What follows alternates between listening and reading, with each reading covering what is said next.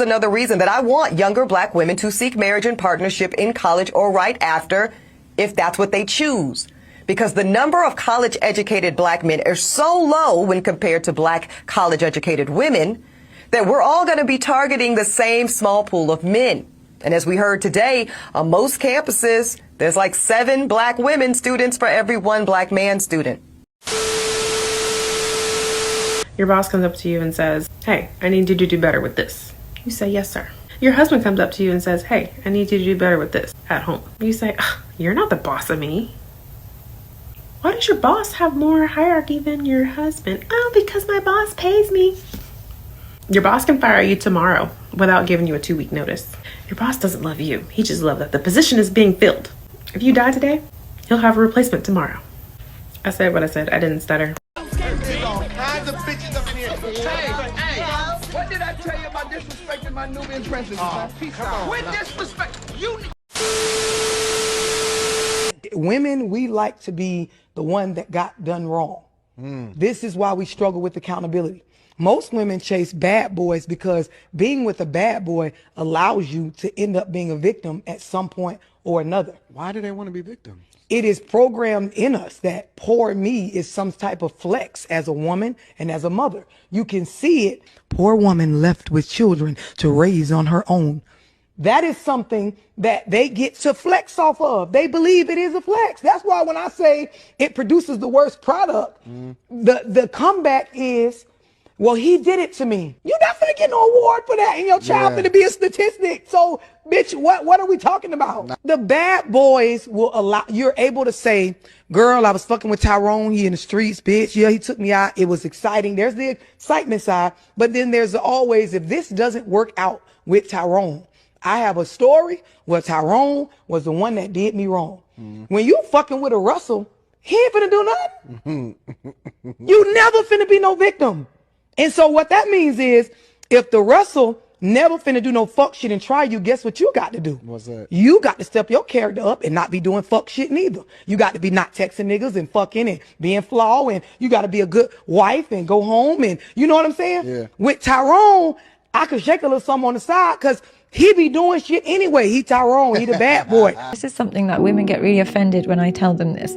But the reality is men are babies, yeah? And they really are babies. Now, when the wife, and this is not her fault, but when you have kids with women, when they naturally have kids and all of these things, they are designed to just focus on the children. It's how we're designed biologically. We have the hormones, we have the obsession, we get so much oxytocin from just kissing that child. What happens then is she doesn't even see her husband anymore. So he comes into his home and almost feels like a stranger in his own home, because it's like mom and baby, they're so connected. Baby's always a bit like connected to mom. She can't switch off. He'll go for dinner with his wife and she's thinking about the baby. Slowly that husband feels more and more neglected. And what happens then is, because it's so weird to say to your wife, "Why are you always with the baby? Can you give me a kiss instead?" It's such a weird conversation to have.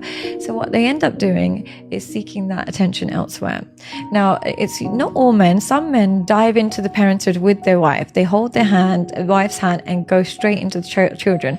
But other men, especially if they didn't receive a lot of love growing up, they need that personalized attention.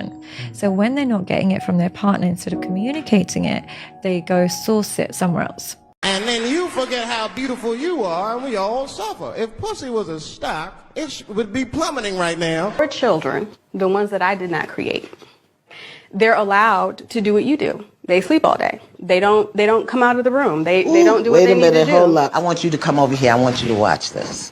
Let me show you something. Go sit over there. I have a little concern because your sons are not demonstrating that they are learning to be the kind of man I know you want them to be. They're going to demonstrate the kind of man you teach them to be. And I'm not really sure what to do about that.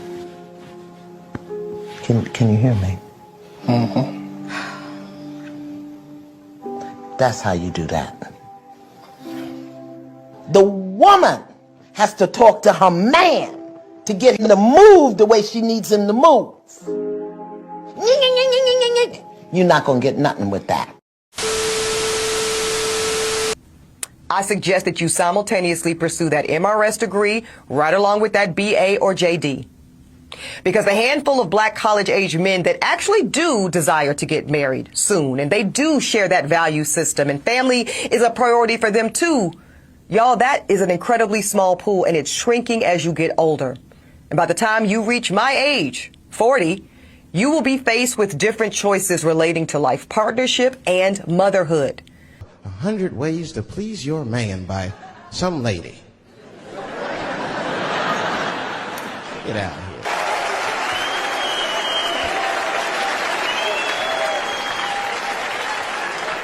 And then the magazines trick the women.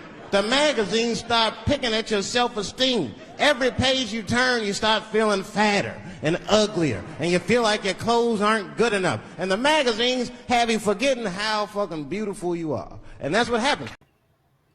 I just wanted to put this Eboni Williams compilation together. She's a woman I respect. She's real good in the black community. She's speaking out on stuff that needs to be spoke on. So I had to put a compilation together real quick about what women should need to know as they get older and stuff like that. She's really a good advocate and a good researcher on women's rights and stuff like that. She's on point with a lot of stuff, so I like her. She's on point. And a lot of sisters need to listen to her. There's a lot of sisters getting misguided by females like Sukiani and stuff like that, you know. So it's hard to find somebody that's actually speaking the truth nowadays.